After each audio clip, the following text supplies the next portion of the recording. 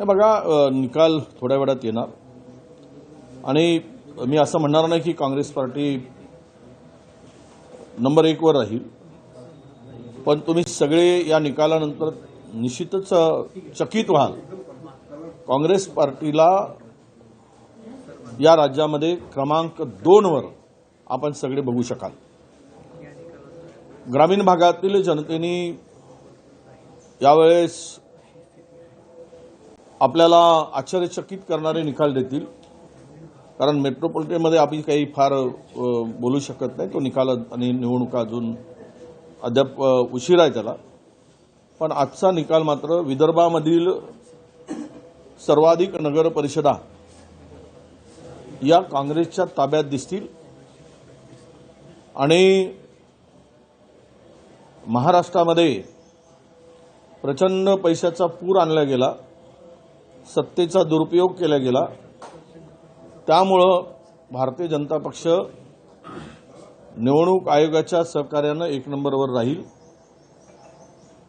परंतु जनतेच्या आशीर्वादाने आणि जनतेच्या सहकार्याने आणि आम्ही कुठलाही बळ नसताना काँग्रेस पक्ष स्वबळावर क्रमांक 2 पर्यंत पोहोचते, याचाच अर्थ जनतेच्या मनामध्ये काँग्रेस आहे, राहील, हा याचा अर्थ निवडणूक निकालानंतर सगळ्यांना दिसेल।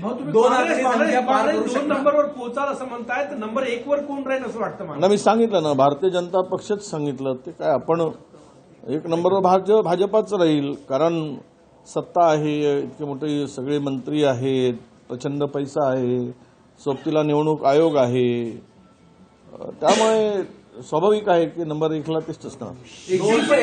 एक्झिट पोलमध्ये मात्र चित्र वेगळं दिसत आहे, म्हणजे जे गड आपला विदर्भ मानण्यात येतो तिथेही थोडी काँग्रेसची पिछाड दिसते एक्झिट पोल।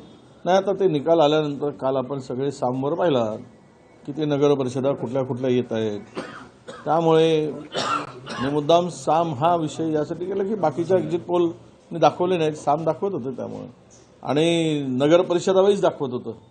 त्यामुळे आता इतर TV 9, तुमचं NDTV, झी TV यांचे अंदाज जे आहेत विदर्भाच्या संदर्भात हे काँग्रेसला कमी नाही आहेत।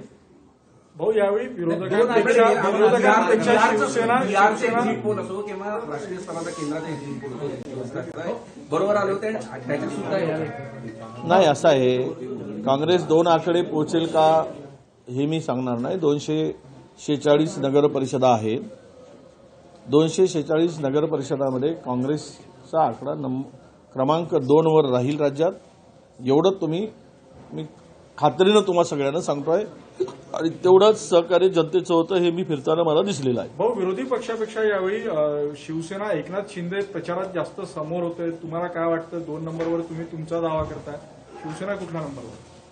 शिवसेना 3ऱ्या नंबरवरच जाईल, हे बघाल तुम्ही निकालानंतर क्लिअर होईल, स्पष्ट होईल। त्यामुळे सत्तेतील पक्षाच्या विरुद्ध लढताना, सत्तेच्या विरुद्ध लढताना संपूर्ण राज्यामध्ये आमचे 16 आमदार आहेत, फक्त 16 आमदारांच्या बळावर जर आम्ही क्रमांक 2 वर पोहोचतो आहोत, तर जनतेच्या मनातील भावनांचा, शेतकऱ्यांच्या, बेरोजगारांच्या आणि महिलांच्या मनातील तो उद्रेक आहे असा त्याचा अर्थ निघेल, आणि यापासून सत्ताधारी निकालानंतर धडा घेतील असं सुद्धा आगाऊ सूचनाच मी त्यांना करतोय। विदर्भामध्ये 100 ठिकाणी 100 शहरांमध्ये मतदान होत आहे, किती आकडा तुम्हाला अपेक्षित आहे काँग्रेसला? आम्ही सांगितलं की विदर्भामध्ये आम्ही चांगला परफॉर्मन्स करू आणि विदर्भामध्ये किमान 30 ते 32 नगर परिषदा ह्या काँग्रेसच्या ताब्यात तुम्हाला दिसतील। भाजप 365 दिवस ऍक्टिव्ह मोडवर असतो। आता भाजपनं या मतमोजणीच्या आधीच महानगरपालिकेसाठी मुख्यमंत्री, गडकरी, फडणवीस सगळे बावनकुळे मीटिंग घेत आहेत आणि महानगरपालिकेसाठी ऍक्टिव्ह मोडवर आहे। काँग्रेसची काय स्थिती आहे? आम्ही ते कोण म्हणतं ऍक्टिव्ह मोड वगैरे काही नसतं, सत्ता आहे पॉवर आहे, सगळ्या गोष्टी आहेत त्यांच्याकडे, त्यामुळे ते ऍक्टिव्ह मोडवर दिसतात. त्याच्या सोबतीला सगळी मीडिया आहे, त्यामुळे ते ऍक्टिव्ह मोडवर दिसतात. थँक्यू. चालेल, थँक्यू.